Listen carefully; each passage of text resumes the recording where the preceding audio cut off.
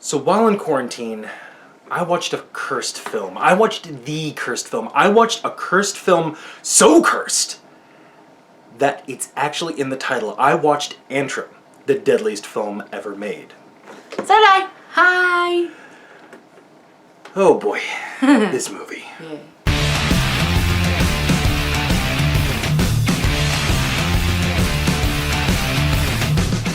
So Antrum, the deadliest film ever made, has a long and checkered past, which is explained to us at the beginning of the film.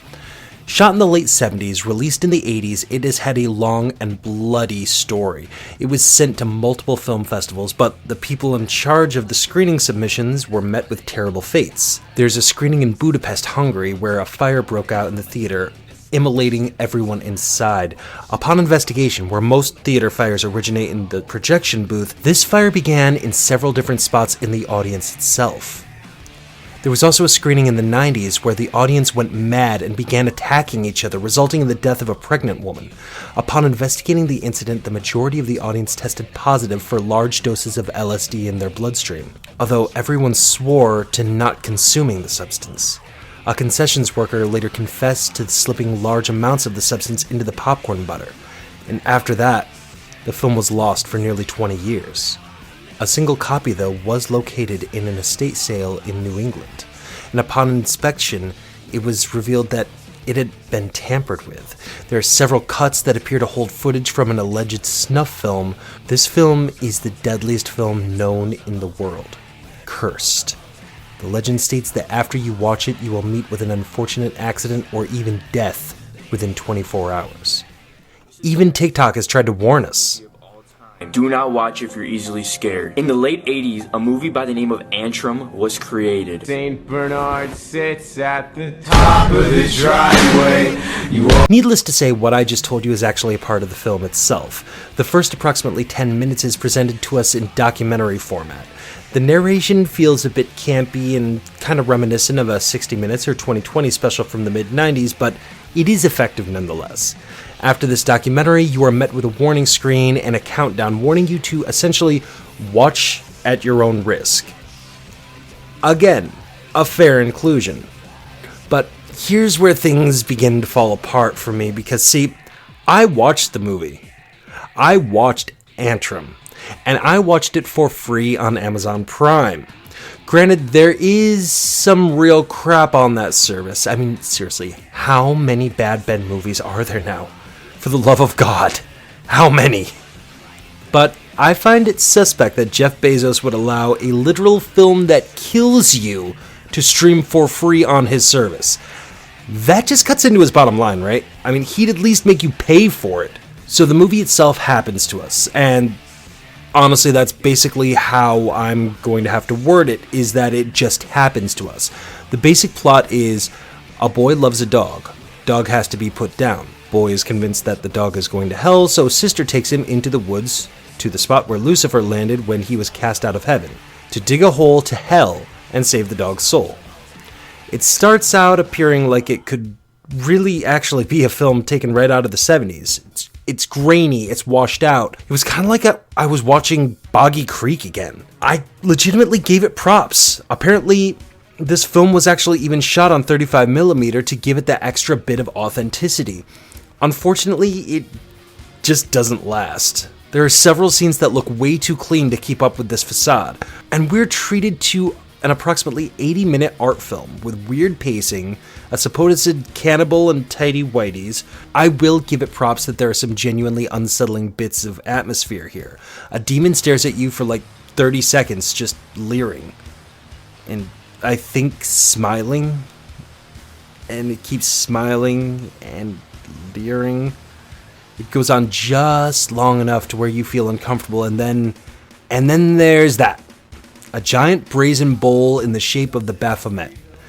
The setting seems at first to be Russian or on an Eastern European area, but the main characters are clearly American, and then when they head into the woods, you see signs with suicide prevention hotline on it, so they're in Japan? Because I'm pretty sure that that's the suicide forest. The two cannibals, who are implied to be demons in disguise, sound like they're speaking Eastern European languages, so Don't at me for not knowing it. I'm not a linguistics major. I'm just going to say that it's probably Russian.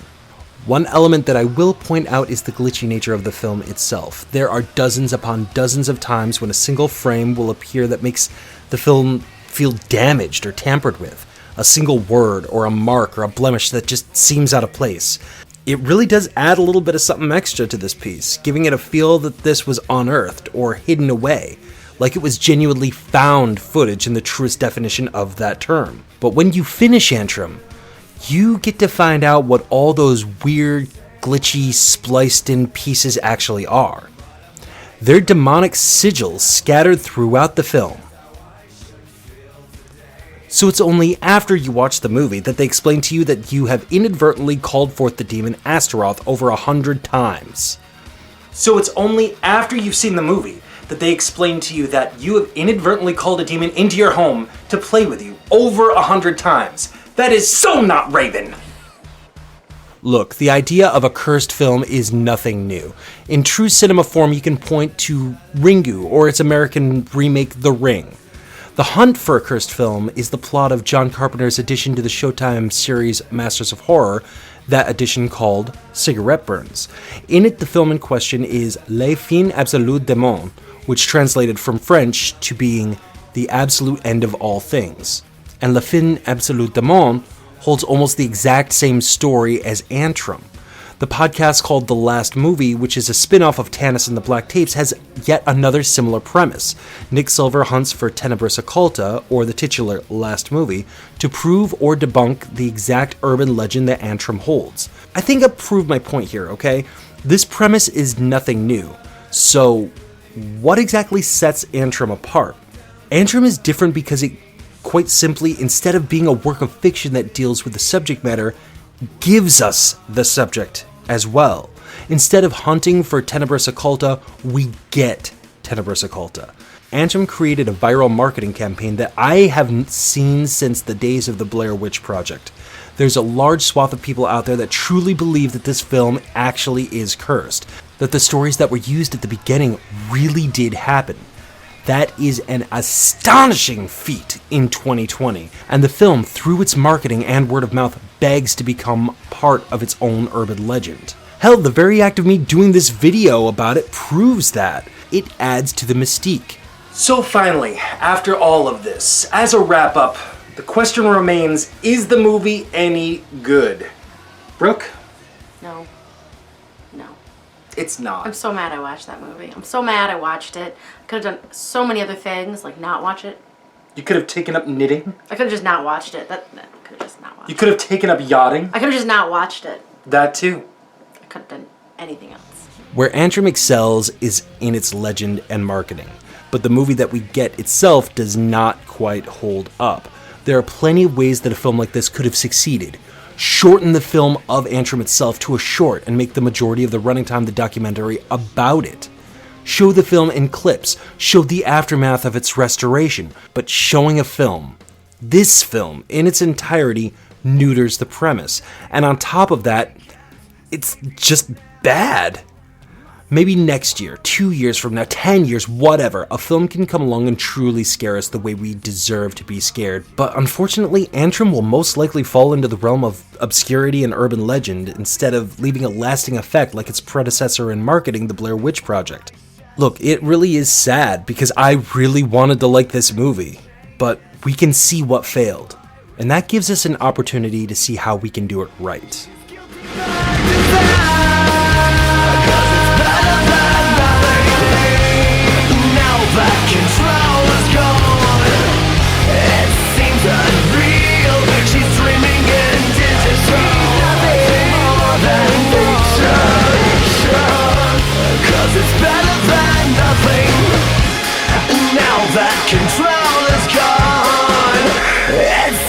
Unreal, she's dreaming in digital.